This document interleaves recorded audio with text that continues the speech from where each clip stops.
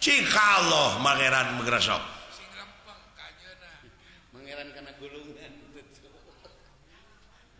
Jadi panon poe teh biji ti kulon ayeuna teh maha ta ceuk pasapah teh kumaha kieu jang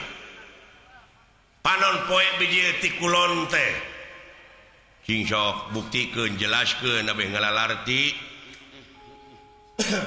da ieu teh sesa-sesa penjajah teh urang teh jadi barutek barelet jadi bangsa nu sensitif teu kaopan teu payaan geuning baheulana da ku penjajah teu meunang sakola jadi bararodo bodona teh dikatotoloyo rajin pinter kabalinger deui tah panon poe biji ti kulon teh ari panon poe teh kahirupan tak kahirupan bangsa urang teh ayeuna geus ngandalkeun urang barat ibarat mana kulon tuh matak panon poe biji ti kulon bangsa urang teh geus ka barat-baratan hahargaan kumaha ceuk dolar adat-adatan kumaha ceuk urang barat pakaian kahakanan budayana segalana teh kanginum-nginum daya kesenian jeung budaya urang barat anu aya gelar di urang teu abdol mun teu bari mabok tuluy diserang ku papakean barudak gadis we ayeuna geuning dibonceng ku motor dan tungirna teh kadeuleu atuh atawa turun tina angkot geuning tina angkot bari lempang teh geuning buja teh kadeuleu leuheung lamun teu sing kayoan untungna teh tuh korban mode tadeuleu geus ka barat-baratannya muing mane malalesin teu sangka da wala bapak aing profesor le bicarana akademis euy urang teh kapikir nya ka wah menyaan nepi ka dinya kadaharan teh nya wah nya leres cantina kahakanan bangsa urang ayeuna geus gengsi ngakan kulub ganyol dan nu dihakana hambur duit ger pasea fried chicken Dunkin donut hot dog bisa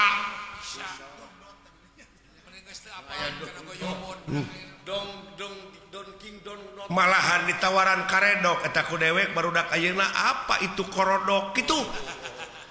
ini mau peuyeum ini peuyeum apa bidu peuyeum bener nya naudzubillah summa naudzubillah bangsa urang ya Pak tapi ka diluli-lulinya asli geus eueuh aslina kan ayeuna geus jadi bahan komoditas ka kampung-kampung ektasi magadon sabu-sabu ganja sedangkan eta anu keunana teh deui nonoman pemuda sedangkan pemuda teh sok diayakeun sumpah sataun sakali sumpah pemuda mana buktina mana tulang tonggong nagara teh anu disebut harapan bangsa teh anu disebut harapan bangsa teh mana deudeuh bangsa urangnya Pak deudeuh teuing cu da eta budayana atuh da sedangkeun naon martabat hiji bangsa bisa diukur tina budayana lamun budayana geus awut-awutan ruksak bangsana heulaanan budaya nu pangkolotna di tiap-tiap daerah teh bahasa ta urang teh geus kaleugitan basa urang budayana naon baheula mah da zaman dewek di SR basa Sunda teh diajarkeun unak usuk basa panyungsi basa bener wawangsalan ayeuna mah tong boro muridna guruna oge kadang-kadang awut-awutan basa Sunda teh geus babaca geus gengsi deui ngomong basa Sunda teh bari jeung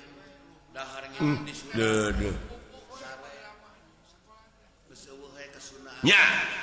leres Bapak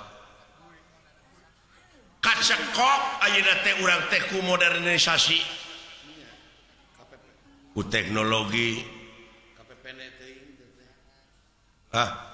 ayeuna we di imah kecu di imah da lain salah barudak sebenarnya mah dan ninggal dina keterangan mah kulu mauludin yuladu ala fitrah yen sakabeh nu dilahirkeun ka alam dunya dengan keadaan bersih eta mah kumaha inung bapana dek dinasranikeun dek diyahudikeun da ayeuna mah kumaha atuh da barudak teh di imah dicekok ku PS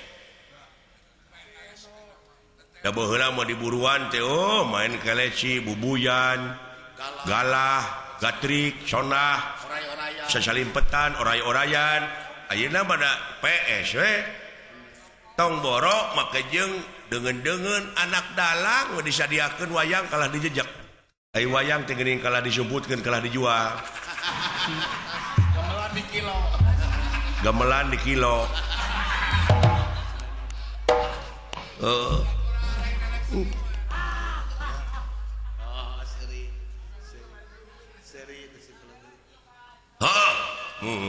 tawang sul deui kanu tadi ulah ngabuntut bangkong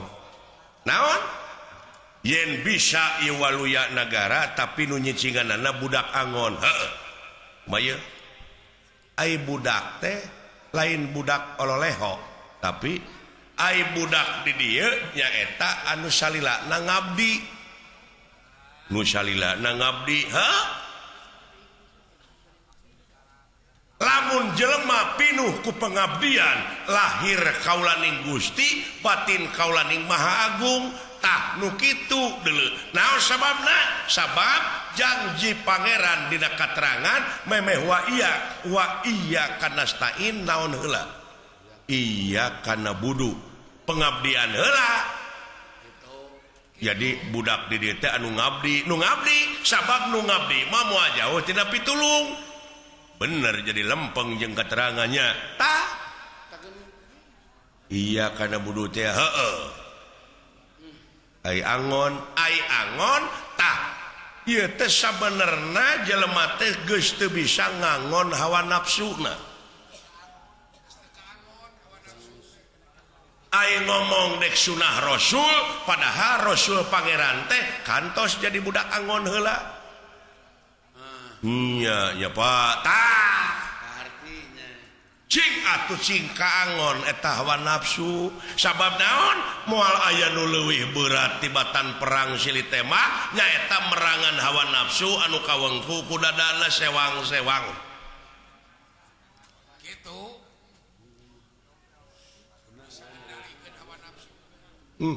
nuhun Bapak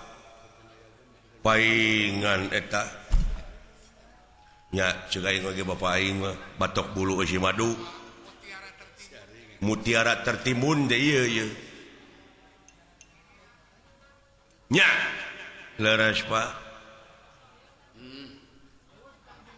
Bapak teh keur abdi mah harta karun nya disebut harta karun tertimbun kitu ya bener nu mawi dewek bisi dewek isu pageto paeh ya ulah waka Pak ulah waka Pak can tamat abdi teh ilmu teh ngaran-ngaran umur ucu ulah waka Pak heueuh ngabdi yeuh can kawin ongko abdi teh bisi ai geus kitu mangga harewosan kana selisih lain anu bakal jadi doraka pisan mah nyaeta di mana si lain geus ngadenge hukum geus ngadenge katerangan tuluy teu dipigawe ai dewek mangan ukur nepikeun digugu nuhun henteu urusan sewang-sewang mun teh mah dewek teu digugu ku si lain moal amak da urusan si lain aya jelema nu teu digugu ning ambek belikan teh